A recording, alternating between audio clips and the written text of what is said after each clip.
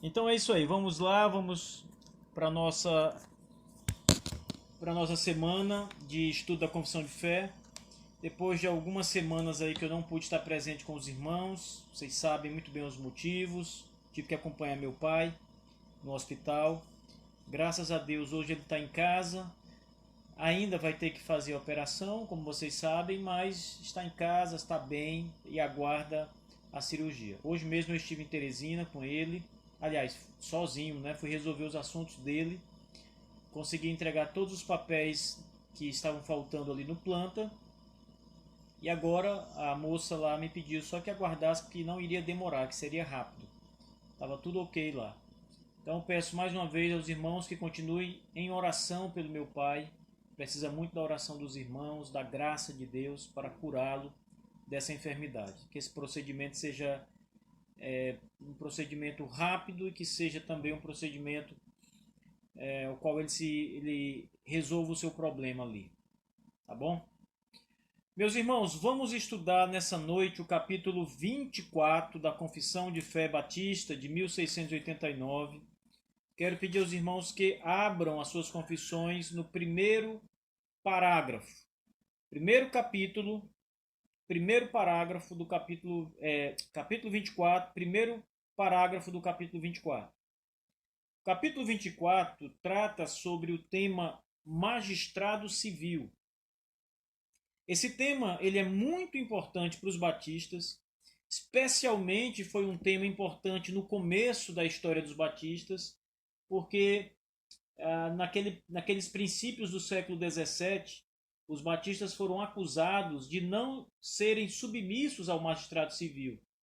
Isso porque muitas pessoas na Inglaterra estavam confundindo os batistas com os anabatistas. Então foram os próprios batistas quem disseram na sua confissão de fé, declararam abertamente que não eram anabatistas.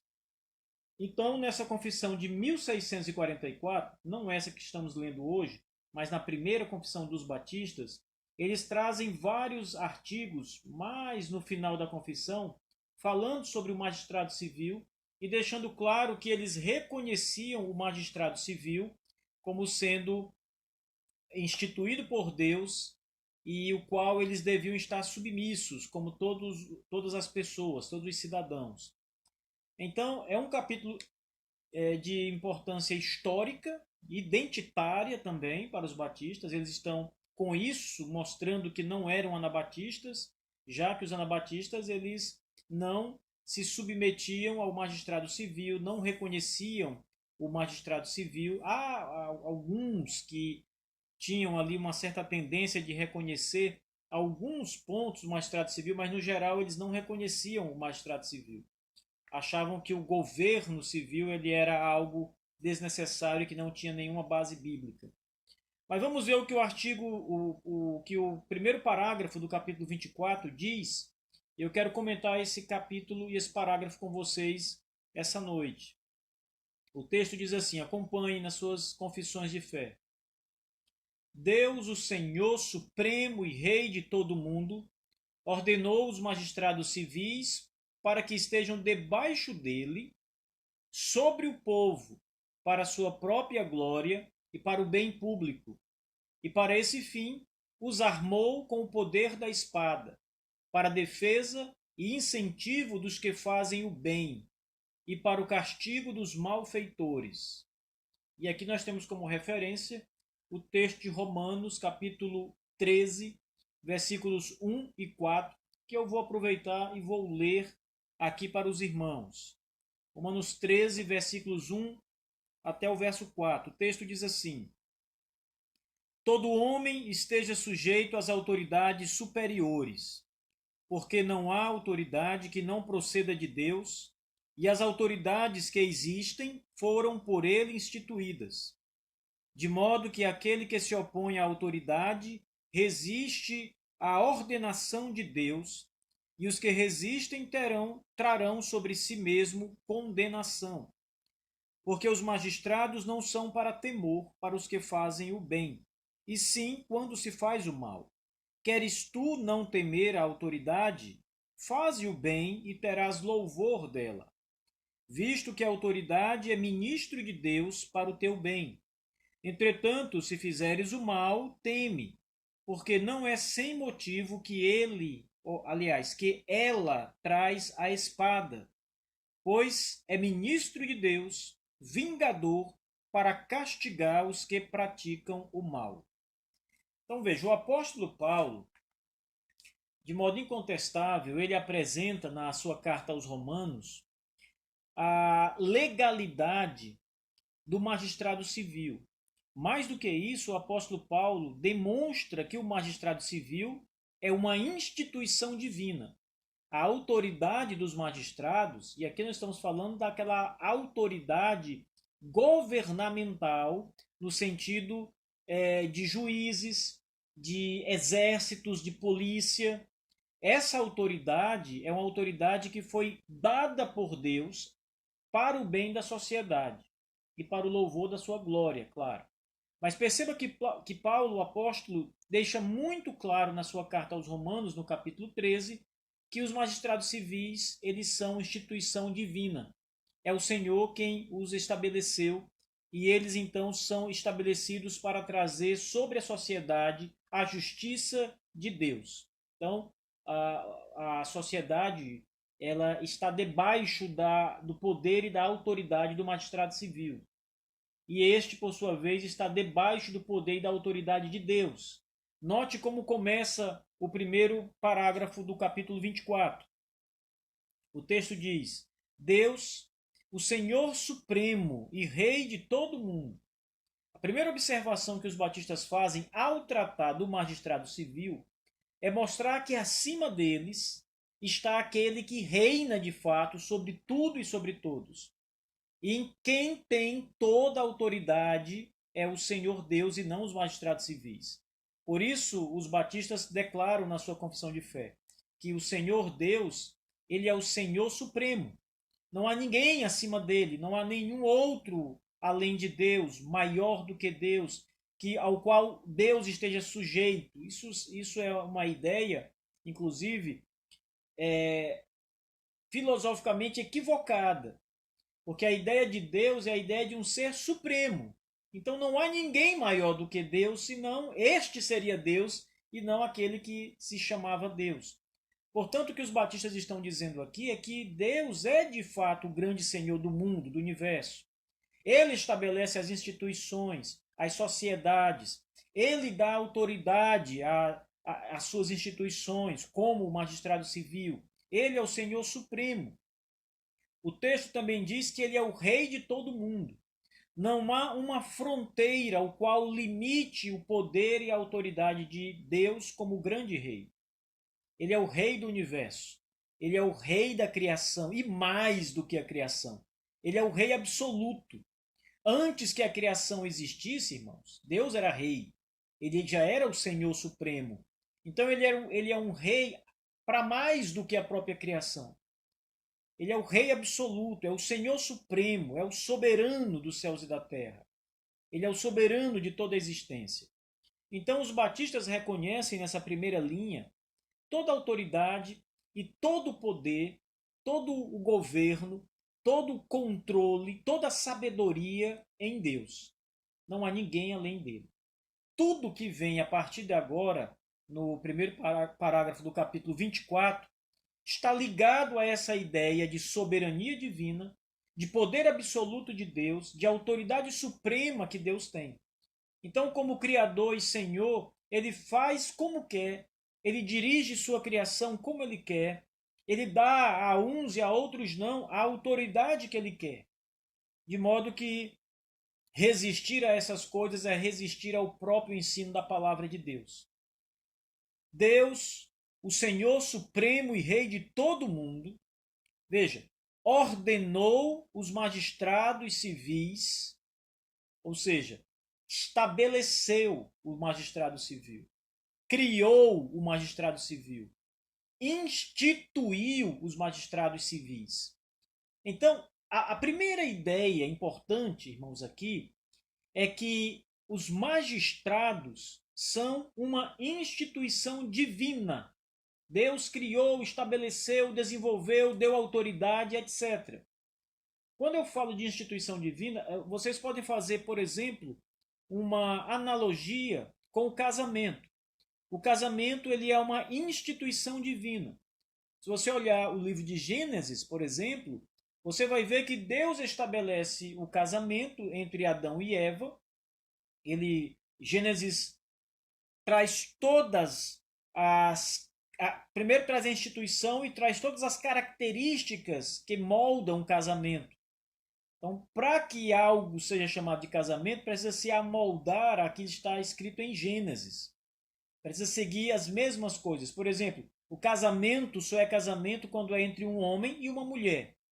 Quando nós pensamos aqui aquilo que a sociedade moderna costuma chamar de casamento, por exemplo, entre dois homens ou entre duas mulheres, ou um casamento de um homem com duas mulheres ou vice-versa, nada destas coisas pode ser chamada casamento, segundo aquele que instituiu o casamento, que criou o casamento. As regras do casamento são dadas por Deus. Quando nós olhamos para o magistrado civil, é exatamente a mesma coisa. O magistrado civil foi uma instituição divina, não foi uma criação da sociedade. Não é algo meramente humano, estabelecido pelos homens.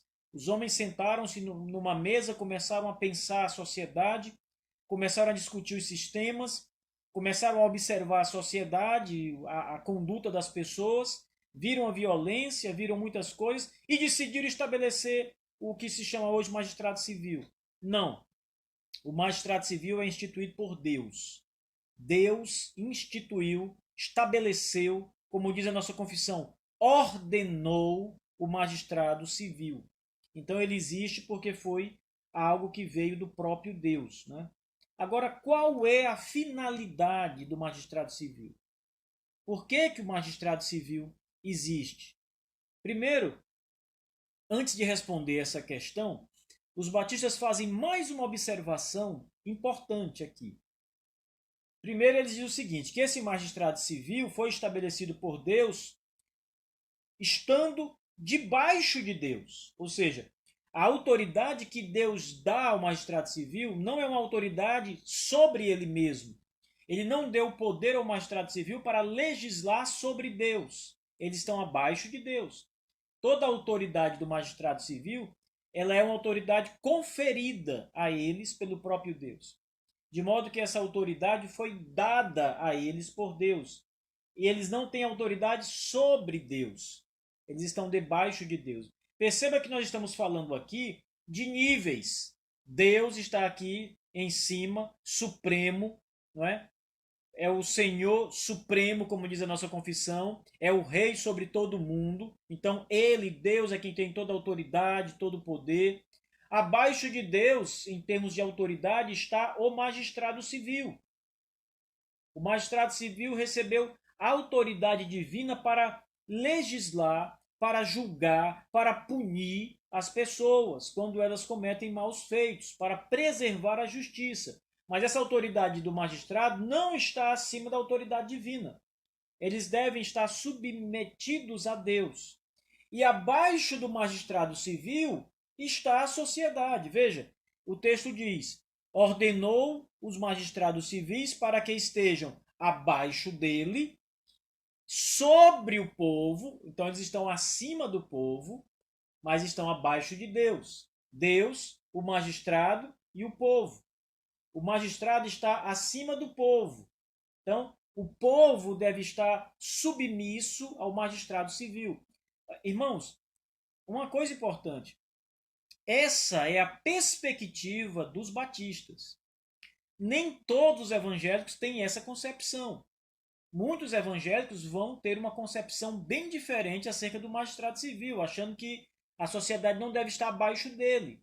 Ou seja, não há uma autoridade do magistrado sobre a sociedade, mas a visão batista é que os magistrados civis estão sobre o povo, de um modo geral, a sociedade de um modo geral. Apesar do magistrado estar abaixo de Deus em poder, autoridade, etc. Então, a nossa perspectiva como batistas é exatamente essa. O magistrado é uma autoridade ao qual nós devemos estar submissos. Devemos nos submeter a eles. a autoridade, o magistrado civil está debaixo de Deus e sobre o povo, a motivação de Deus em estabelecer o magistrado civil, como diz a confissão de fé, é para a sua glória, em primeiro lugar, e para o bem público, em segundo lugar. Irmãos, todas as coisas que Deus faz, primeiro, são para a sua própria glória. Todas as coisas. Ora, pense, por exemplo, na condenação do ímpio. Esta condenação do ímpio promove a glória de Deus. Deus é glorificado quando o ímpio é condenado ao inferno. Todas as coisas são primeiro para a glória de Deus. Quando Deus lança mão da sua justiça para punir os malfeitores, ele é glorificado nisso. Então, o primeiro aspecto pelo qual Deus estabelece a autoridade civil é para que ele seja glorificado nela. Então veja, Gustavo, voltando à sua pergunta, imagine que uma autoridade civil começa a propagar a injustiça social, começa a perseguir as pessoas, começa a promover uma série de atos. O governo tem poder, força e condições de fazer isso, mas todos atos injustos. Deus é glorificado nisso? Não. Deus é glorificado de uma maneira geral em todas as coisas, mas ele vai punir a autoridade civil pelo seu ato impensado, ou seu ato premeditado de maldade. Entendeu? É importante observar isso. Agora, quando a autoridade civil, o magistrado civil, promove o bem, a justiça, ele está representando a Deus e Deus é glorificado de fato nisso. O governo existe para que Deus seja glorificado por meio dele. É para promover a glória de Deus.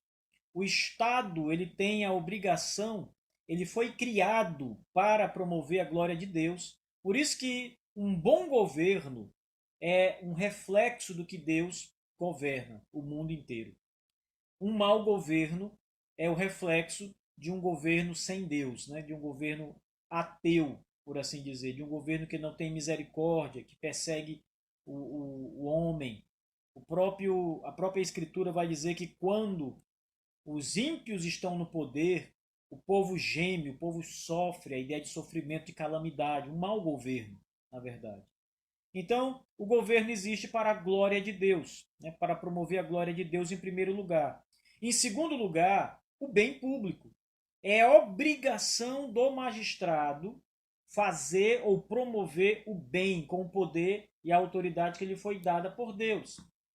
Aquela autoridade conferida por Deus, a autoridade, ela deve ser usada para o bem, para que Deus seja glorificado nisso. Quando a autoridade não usa o seu poder para o bem, ele está indo contra, usando um poder que lhe foi dado para fazer algo e está fazendo o contrário daquilo. Ele vai ser punido por Deus. Essa autoridade, esse governante, esse líder, vai ser punido por Deus. Porque ele está desobedecendo, ele não está cumprindo o papel ao qual lhe foi dado, o dever que lhe foi dado. Então, lembrar desses dois pontos. A autoridade existe, primeiro, para a glória de Deus, para promover a glória de Deus, e segundo, para o bem da sociedade, para o bem público. Ele promove a glória de Deus, promovendo o bem público. Isso tem que ficar bem claro para vocês. Então, o texto diz que os magistrados civis que Deus estabeleceu estão abaixo dele, mas estão sobre o povo, existem para a glória de Deus e para o bem público.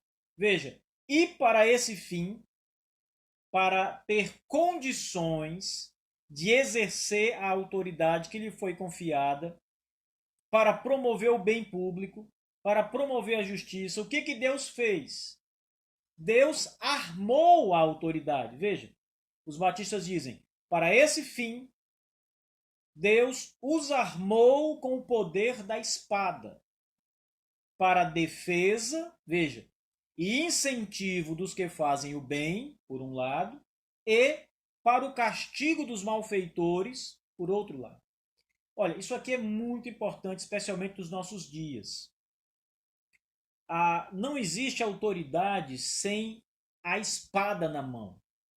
Não dá para promover a autoridade, a justiça, o bem, sem a espada na mão. Isso parece contraditório, porque durante muito tempo foi ensinado para nós brasileiros e para muita gente do mundo que armas é sinônimo de violência. Não é, meus irmãos.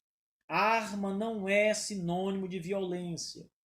Eu poderia citar aqui muitas estatísticas para vocês, mas apenas para deixar os irmãos apercebidos, quando a população tem armas nas mãos, o índice de criminalidade diminui. Era para aumentar, segundo muitos pensam.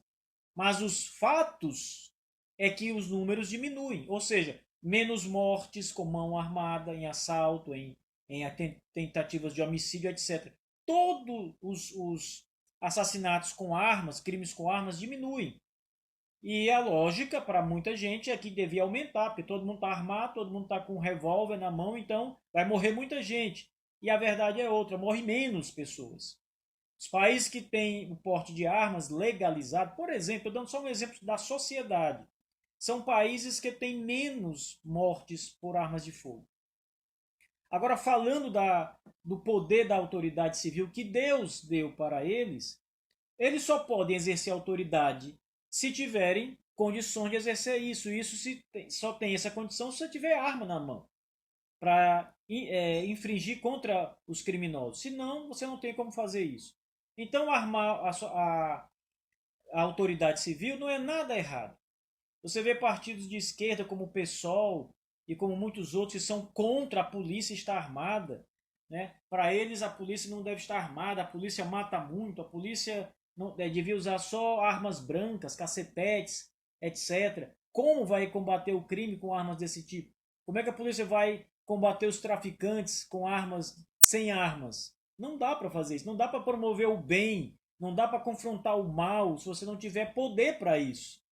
Então os batistas dizem o seguinte: para que o magistrado civil tenha condições de exercer o seu papel de promover o bem, de punir os malfeitores, Deus os armou com a espada.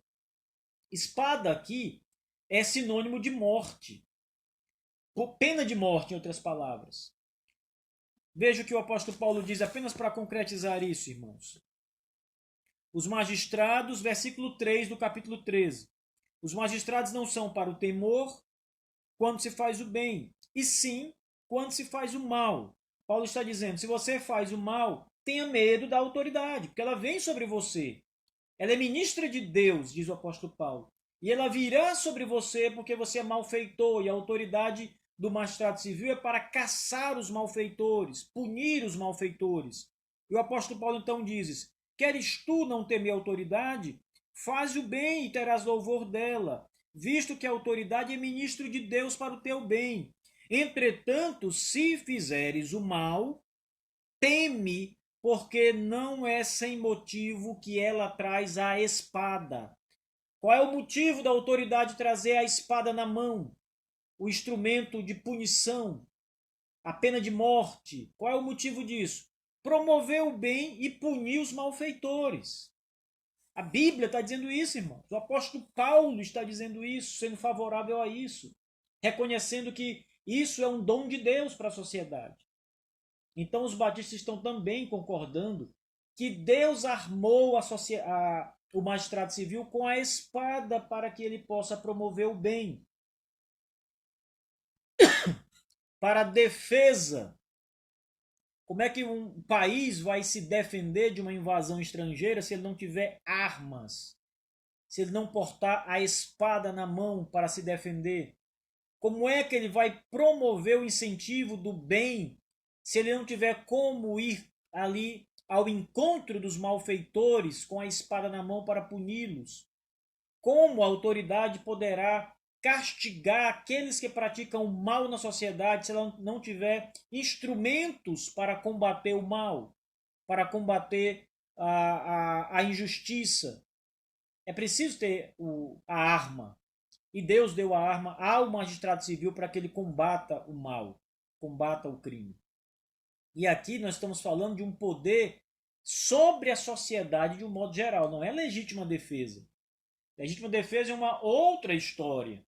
aqui é o poder que o magistrado civil tem sobre a sociedade, que a polícia tem sobre a sociedade, que o exército tem, que os juízes têm para punir, etc., sobre a sociedade. Então, o primeiro ponto do capítulo 24 é exatamente isso: deixar claro que Deus é o Senhor de toda autoridade, mas que este Senhor estabeleceu a lei, o magistrado civil, e deu a ele espada na mão para que ele exerça sobre o povo a sua autoridade, para fazer o bem, primeiro, promover o bem, e segundo, combater a injustiça. E sempre que o magistrado civil age dessa forma, Deus é glorificado e a sociedade é preservada.